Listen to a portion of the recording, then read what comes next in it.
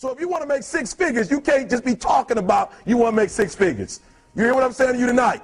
If you do the three things I tell you to do tonight, I guarantee you, whatever it is you want to do in life, you'll be able to do. You will be able to accomplish whatever you want to academically, financially, relationally, whatever. So three things. All right, now I'm going to tell you the story. I got to get out of here. And the story is about, you guys have probably heard about this before. It was a young man who, he wanted to make a lot of money, and so he went to this guru, right?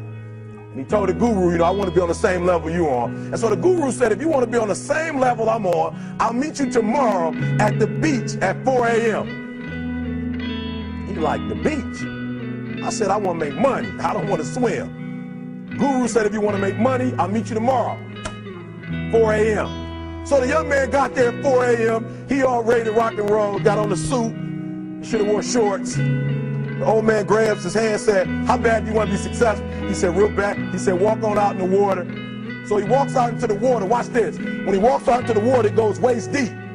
So he like, this guy crazy. Adrian, he's like, I want to make money. He got me out here swimming. I didn't ask to be a lifeguard. I want to make money. He got me in. So he said, come out a little further. Walked out a little further. Then he had it right around this area, the shoulder area. So this old man crazy. He making money, but he crazy. Said, come on out a little further. Came out a little further.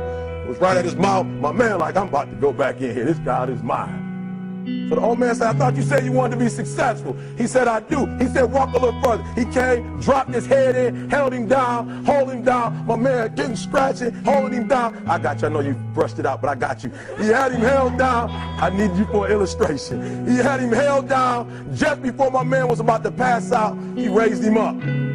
He said, I got a question for you. Somebody answered the question for me. He said, when you were underwater, what did you want to do? Lee, I'm looking for a different word though than lip. What's that word? He said, I wanted to breathe. He told the guy, he said, when you want to succeed as bad as you want to breathe, then you'll be successful. I don't know how many of y'all got asthma in here today, but if you ever had an asthma attack before, you short of breath, SOB, shortness of breath, you wheezing. The only thing you trying to do is get some air. You don't care about no basketball game. You don't care what's on TV. You don't care about nobody calling you. You don't care about a party. The only thing you care about when you're trying to breathe is to get some fresh air. That's it. And when you get to the point where all you want to do is be successful as bad as you want to breathe, then you'll be successful. And I'm here to tell you, number one, that most of you say you want to be successful, but you don't want it bad. You just kind of want it. You don't want it better than you want to party. You don't want it as much as you want to be cool. Most of you don't want success as much as you want to sleep. Some of you love sleep more than you love success. And I'm here to tell you today, if you're going to be successful, you've got to be willing to give up sleep. You got to be willing to work off for 3 hours of sleep, 2 hours. If you really want to be successful, some days you're going to have to stay up 3 days in a row. Because if you go to sleep, you might miss the opportunity to be successful. That's how bad you got to want it. You got to go days without, listen to me, you got to want to be successful so bad that you forget to eat. Beyonce said once she was on the set doing her thing, 3 days had gone by, she forgot she didn't eat. Because she was engaged. I'll never forget when 50 Cent was doing his movie, I did a little research on 50, and 50 said that when he wasn't doing the movie, he was doing the soundtrack. And they said, when do you sleep, 50? Sleep, he said, sleep. Sleep is for those people who are broke. I don't sleep. He said, I got an opportunity to make a dream become a reality. Football players, how many football players? Got anybody like football in here? Raise your hand. Anybody like football? Emmitt Smith. I used to be a Cowboy fan before they did my boy Tom Landry wrong. I used to be a Cowboy fan. And watch this, there was a commercial. Emmitt Smith had won his first Super Bowl, and he had this commercial when he was lifting weights. I don't know if you saw the commercial when he was lifting, and he said, Emmitt said, you know what? I won the Super Bowl, so I can rest now. He was doing his bench press. So he said, I won the Super Bowl, so I can rest now. So he throws up about 325, boom. And he rests for about 2 seconds. And he, boom, boom, boom. Did you see that? He'd already won a Super Bowl. He said, I think I'm going to take a rest. And he rests for how long? 1 second. Most of you won't be successful because when you're studying and you get tired, you quit. And I'm here to tell you today, if you got somebody came to my office the other day crying. I said, look, don't cry to give up. Cry to keep going. Don't cry to quit. You already in pain. You already hurt. Get a reward from it. Don't go to sleep until you succeed. Listen to me. I'm here to tell you today that you can come here, you can jump up, you can do flips, you can be excited when we give away money. But listen to me, you'll never be successful until I don't have to give you a dime to do what you do. You won't be successful until you say, I don't need that money, because I got it in here. So listen to me. Emmett Smith said this at the end of the commercial. Emmett Smith said, all men are created equal. Some work harder in preseason. I'm going to say it again because you might have missed it. All men are created equal. Some work harder in preseason. So that means that there are some people who are going to see the professor, going to see the TA. And even when the professor says, I don't meet with you, my TA meets with you, you say, I don't want to talk to your TA. I don't pay the TA. I pay you to teach me. So you're going to have to find some time to meet me. If I got to meet you at the mall, if I got to meet you at your house, you are going to see me. Listen to me. All men are created equal. Some work hard in preseason. When I went to college, guys were way smarter than me. 4.0s, 3.0s. They went to the Ivy League high schools, came to Oakwood from these great high schools. Most of them are not doing what I'm doing. Why? Because it's not about where you come from. It's about heart. You come to a place where, being smart ain't enough. You got to have heart. That's number one. Watch number two. Number two, catch number two. I wrote it down. I wanted to make sure you got it. It says, watch this. We're talking about sacrifice now. The important thing is this. You're right while I'm saying it, because I only have about 3 more minutes. Listen to me. The most important thing is this. To be able at any moment to sacrifice what you are for what you will become. That's the number 2 thing. You got to catch that one. To be able to, listen to me, at any moment. Some of you can make sacrifices when Monday Night Football is not on. You can make a sacrifice. But when the game come on, for some reason, you just attached to it. For some of you, when your favorite show come on, you can make sacrifices on Sunday when ain't nothing going on. But when your favorite show comes on Monday, bam, some of you focus until the phone ring, and then you like, I gotta answer it. If I don't answer the phone, I'm gonna die. I'm saying to you today that there are some of you, if you give up your cell phone, you would be successful. But your cell phone is more important to you than your success. I'm gonna say it again. I'm gonna hurt somebody. Some of you need to give up your cell phone, because the time you spend on your cell phone could be used for your success. The time you could be using to be successful, you're using it on the cell. And the cell phone is not bringing you nothing but a bill. And somebody has told you you couldn't live without it. I'm talking about going deep now, giving up stuff. Watch what it says.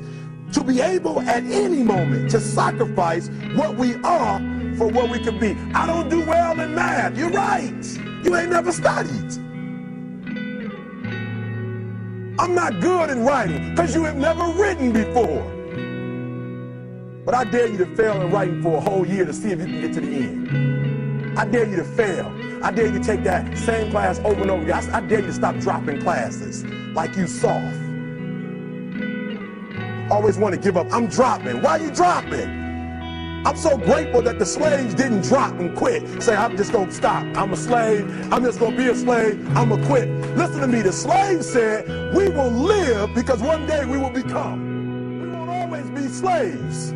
So today, although we're slaves, we're going to act like we're free, and one day our children will be free. If the slaves would have just said, we quit, we give up, we would have died in the middle passage. But some slaves said, I don't care what we go through, we're going to survive this. 400 years of slavery, we're going to get through this. And you can't get through it 1825. You can't get through a writing class, and you got tutor after tutor, resource after resource. The problem is, you ain't never felt no pain before. You're soft. It's a soft generation. You quit on everything. Our people did not quit. Harriet Tubman not only made it, she went back and got some more. She said, you know what, I made it, but I'm going to walk all, listen to me, shh. not ride the bus. I'm going to walk all the way back down to the south to get some more. And you quitting on 1825? Now watch this. You quit after you, listen to me, you get a sleeping bag and you wait for them. You wait for the first WRA instructor to come in and you come out to your sleeping bag, I need help. You quit after you do that. You quit after you had, listen to me, a WRA party. I'm having a party. Everybody come over. I got food, everything. And let them get over there. Let it be all the best writers. All right, I fooled y'all. I want to have a writing party.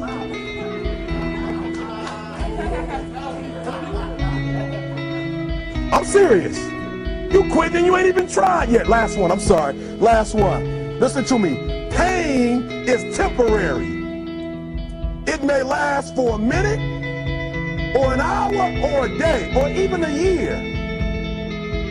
But eventually, it will subside. And something else will take its place. If I quit, however, it will last forever. Listen to me, I'm telling you as I leave. I was homeless for 2.5 years. And the problem with most of you never felt no pain before. Y'all spoiled.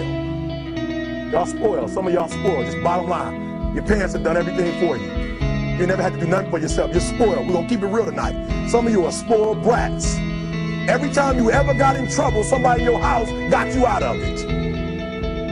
Every time you've done something you're not supposed to do, people say, Eric, your mother's a tyrant. You're right. She kicked me out. You're right. She's mean, but she developed a man because she put me out there and said, you're going to have to grow up. And some of you have never learned to grow up. And so every time something get hard, you quit, you call mama. I dare you to take a little pain. I dare you. I dare you not to go home. Somebody said, I don't go home, I feel bad. Go through it. You ain't gonna die. At the end of pain is success. You're not gonna die because you're feeling a little pain. I'm not eating like I eat at home. That's why you're about to go to the next level, because if you keep eating like you ate at home, you'll keep being a boy or a girl.